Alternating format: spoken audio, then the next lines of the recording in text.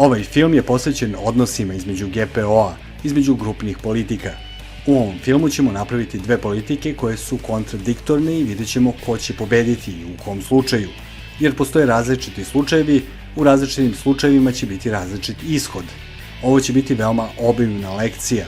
Za ovaj čas je potrebno da otvorimo Features. U Roles na serveru imam Active Directory i otvaram Feature Group Policy Management. On se zove GPMC, Group Policy Management Console. Poklonici starijih običaja taj program otvaraju odavde, gpmc.microsoft console.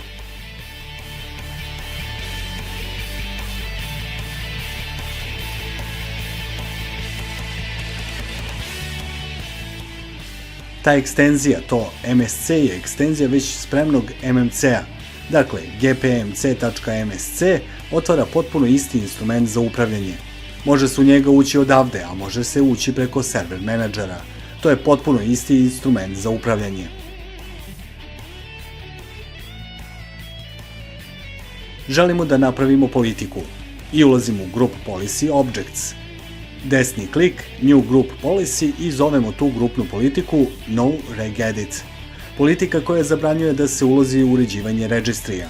To jest, ako korisnik uđe na radnu stranicu i napiše regedit, regedit.exe, preko tog instrumenta uređujemo registry.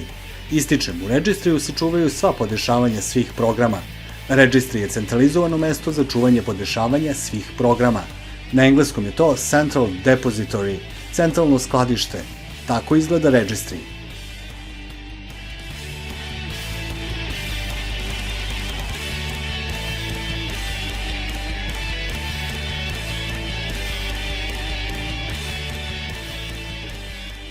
Podeljen je na podešavanja kompjutera i podešavanja svakog korisnika.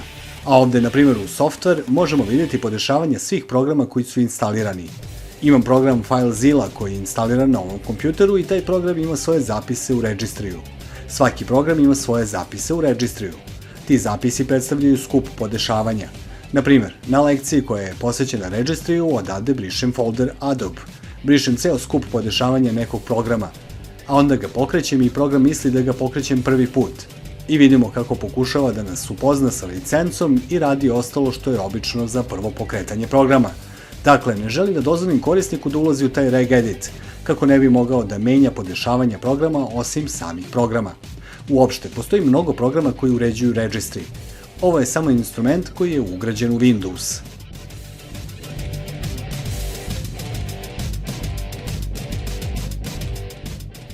Dakle, želimo da zabranimo pristup uređivanju registrija. Biramo Edit naše politike. Ne sjećam se tačno gde se nalazi ta zabrana, tako da ulazimo ovde, desni klik, Filter, neka napravi filter. Ovde pišemo Regedit. Pritiskamo OK, pažnja, filter će delovati samo na ovu granu, Administrative Templates. On ne deluje na sve pre toga. Tek ćemo se udubiti u to šta se dešava u politici.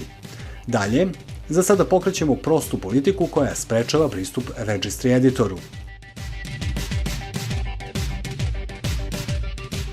Ovde možemo da navedemo da se ne sme pokretati regedit preko komande i komandne linije i batch programe, a silently znači tajno.